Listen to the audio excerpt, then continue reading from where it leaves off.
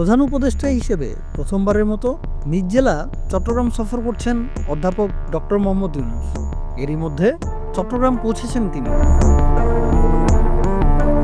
সকালে হযরত শাহজালাল আন্তর্জাতিক বিমানবন্দর থেকে ফ্লাইট যোগে চট্টগ্রাম শাহ আমানত বিমানবন্দরে পৌঁছান তিনি। চট্টগ্রামে পৌঁছানোর পর চট্টগ্রাম বন্দর পরিদর্শনের পাশাপাশি বন্দরের অভ্যন্তরে এনসিটি 5 প্রাঙ্গণে একটি সভায় অংশ নেন প্রধান উপদেষ্টা। এরপর তিনি বন্দর ও জাহাজ চলাচল খাতের ঊর্ধ্বতন কর্মকর্তা, বন্দর ব্যবহারকারী বিভিন্ন সংগঠনের প্রতিনিধি ও বাণিজ্য সংস্থার নেতাদের সাথে মতবিনিময় করেন। দ্রুত চুক্তিগুলো শুরু করে ফেলতে পারি, কাজগুলো শুরু করে করতে হবে। অনেক দিন হয়ে গেল, গত হয়ে গেছে, আমাদের আর অপেক্ষা করার সুযোগ নেই। আমাদের যতদিন অপেক্ষা করবো আমাদের এই হৃৎপিণ্ড এত চাপ পড়বে যে একদিন কলাপস করে যাবে, পারবে না, সহ্য করতে পারবে না। তার থেকে এই অবস্থাতে আমরা ডাক্তারদের হাতে ছেড়ে দিই, তারা আমাদেরকে বানিয়ে দেখাক, আমরা তাদের কাছে শিখে নিই, বুঝে নিই, যাতে করে যেটুকু আমরা পেয়েছি তার থেকে অনেক বহুগুণ বেশি ভালো করতে পারি। যদি বন্দর ব্যবসাতে বাংলাদেশিদের কথা সবাই সব জায়গাতে স্মরণ করে, তারা জানে বন্দর কিভাবে ম্যানেজ করতে হয়, সেই গোপন রহস্য আমরা উদ্ধার করে ফেলতে পারি, যে আমরা জানি বন্দরকে কিভাবে সামাল দিতে হয়। চট্টগ্রামের কাজ হলো সদাগর, নৌকা নিয়ে, পালতোলা জাহাজ নিয়ে কে কোথায় চলে গেছে, এখানে ভিড়িয়েছে। তার আগে এসেছিল আরবরা, এসেছিল পর্তুগিজরা, এসেছিল, কিন্তু বাংলাদেশে 4 লোকই এই বৃত্তি হিসেবে নিয়েছে সদাগরে।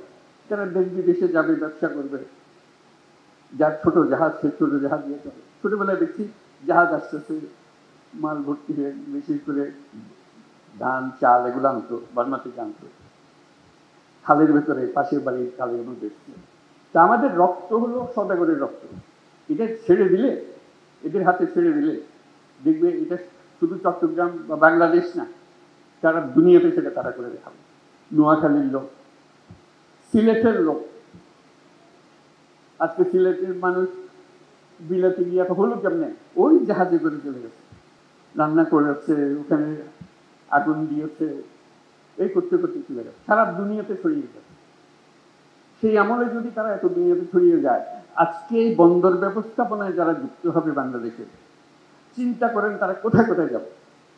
দুনিয়ার হেন বন্দর রাখবে না যেখানে বাংলাদেশে নেয়, এবং টপ ক্লাস সার্ভিস তারা দেবে। তো সেটাই হলো আমাদের ভবিষ্যৎ, সেটা আমাদের রক্তের ভেতরে আছে, আমাদের ঐতিহ্যের ভেতরে আছে। আমরা যেন এটাকে অবহেলা না করি, আমরা সবাই একমত হই, একযোগে এগিয়ে আসি, যেন আমরা সেটাকে সফল করতে পারি। এবং অল্প কিছু দিনের মধ্যে, দীর্ঘদিন অপেক্ষা করার দরকার নেই, অল্প কিছু দিনের মধ্যে আমরা সেটা করতে পারি। আমাদের অর্থনীতি এটা বিশাল অর্থনীতি হবে যদি আমরা চট্টগ্রাম বন্দরকে বিশাল হৃৎপিণ্ডে পরিণত করতে পারি। আর বাকিগুলো এমনিতেই হাজির হতে আরম্ভ করতে।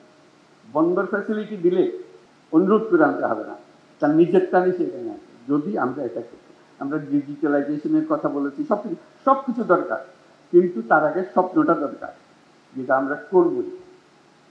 সেটাই আমাদের আজকের থেকে আমরা এটা করি, সেটার জন্য আমরা সবাই দেখতে পারি যেটা সচল একটা বিরাট হৃৎপিণ্ডে পরিণত হয়েছে, এবং তার সঙ্গে বাংলাদেশের অর্থনীতি দ্রুত বেগে পরিবর্তিত হতে আরম্ভ করেছে। পরে সেখান থেকে চট্টগ্রাম সার্কিট হাউসে যান প্রধান উপদেষ্টা। সেখানে চট্টগ্রামের বোয়ালখালী ও পটিয়া উপজেলার বিশাল জনগোষ্ঠীর বহুল প্রতীক্ষিত কর্ণফুলী নদীর উপর কালুরঘাট সেতুর ভিত্তিপ্রস্তর উন্মোচন করেন তিনি।